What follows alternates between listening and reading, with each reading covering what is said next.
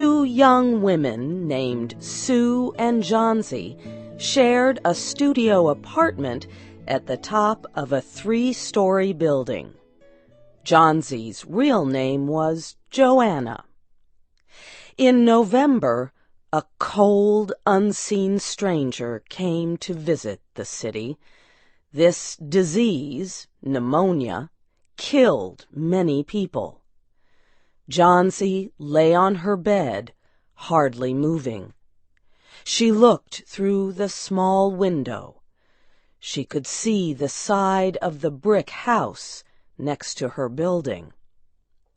One morning, a doctor examined Johnsy and took her temperature.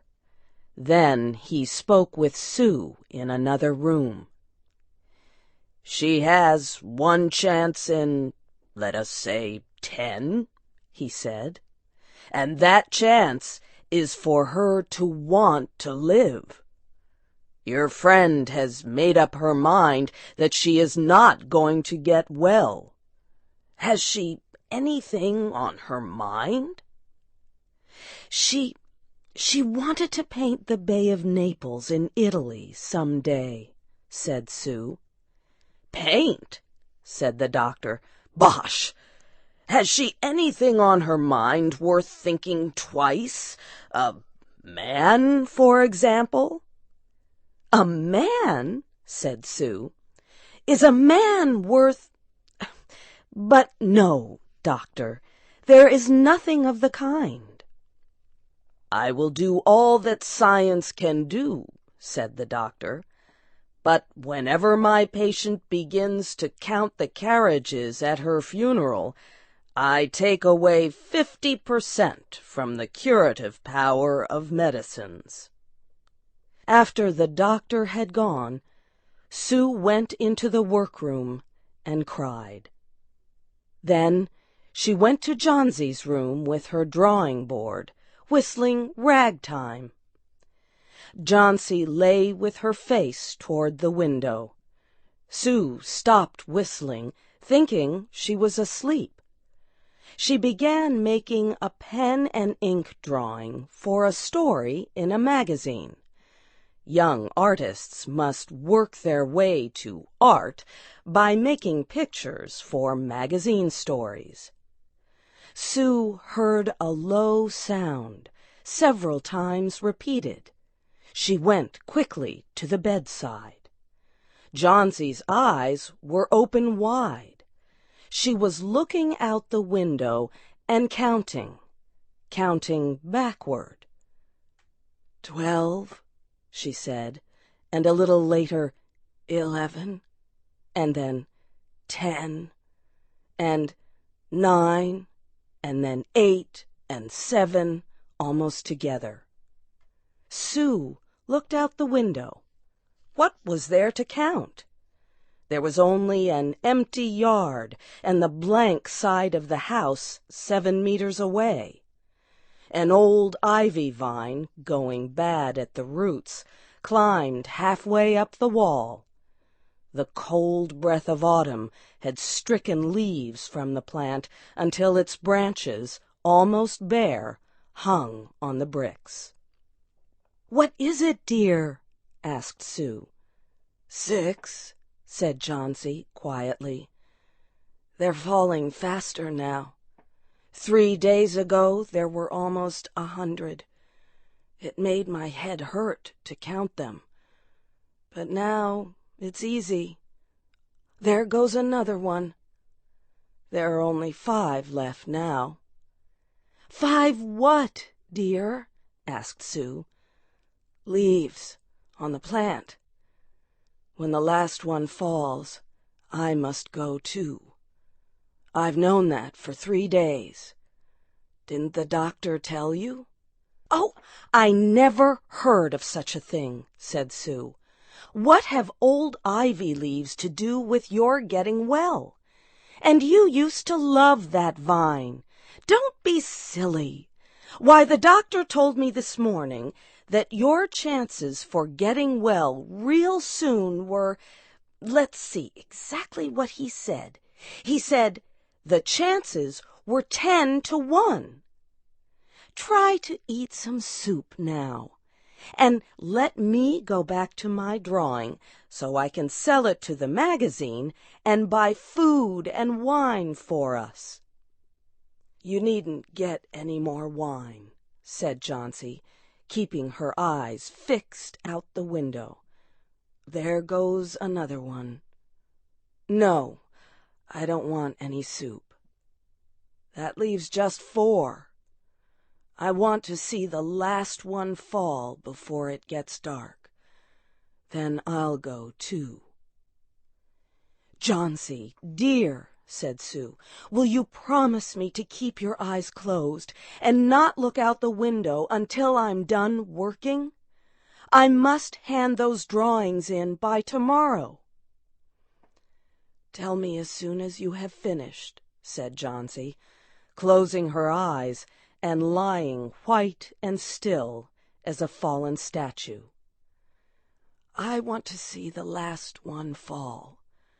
I'm tired of waiting. I'm tired of thinking.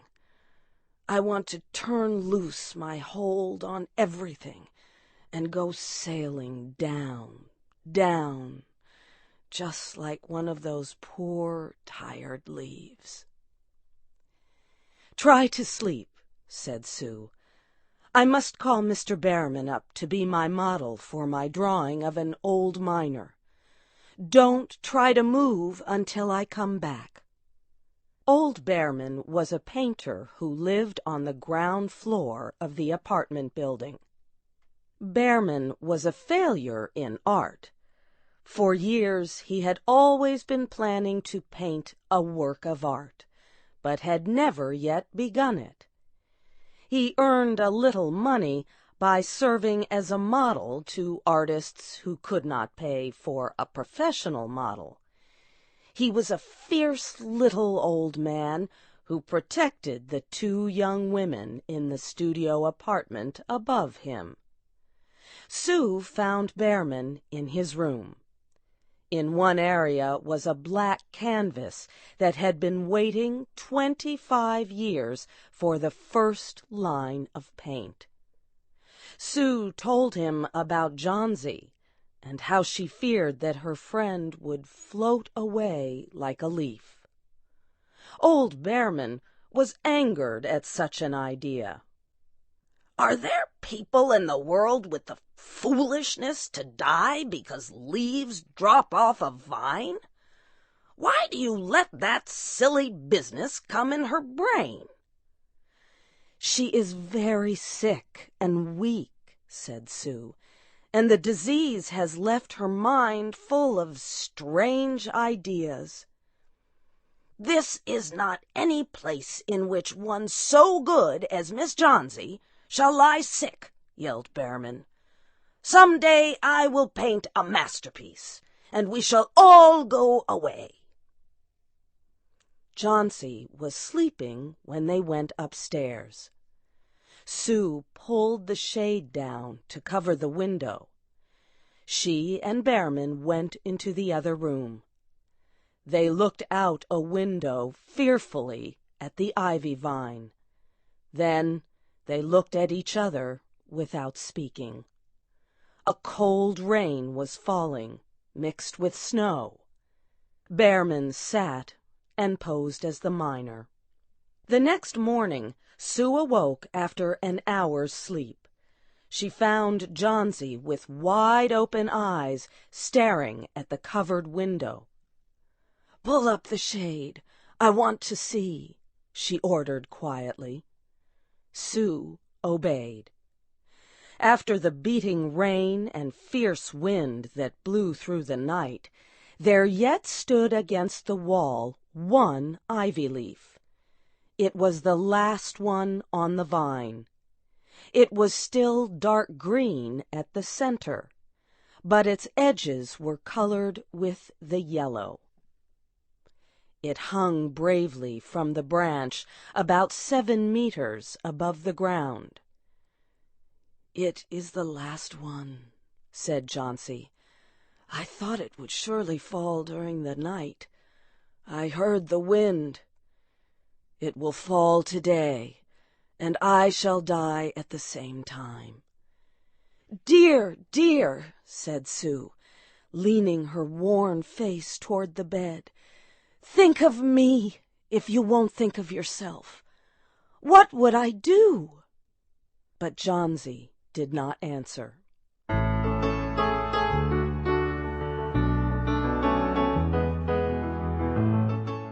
The next morning, when it was light, Johnsy demanded that the window shade be raised. The ivy leaf was still there. Johnsy lay for a long time looking at it. And then she called to Sue, who was preparing chicken soup. "I've been a bad girl," said Johnsy. "Something has made that last leaf stay there to show me how bad I was. It is wrong to want to die. You may bring me a little soup now." An hour later she said, "Some day I hope to paint the Bay of Naples." Later in the day the doctor came, and Sue talked to him in the hallway. "Even chances," said the doctor. "With good care, you'll win. And now I must see another case I have in your building. Behrman, his name is. Some kind of an artist, I believe.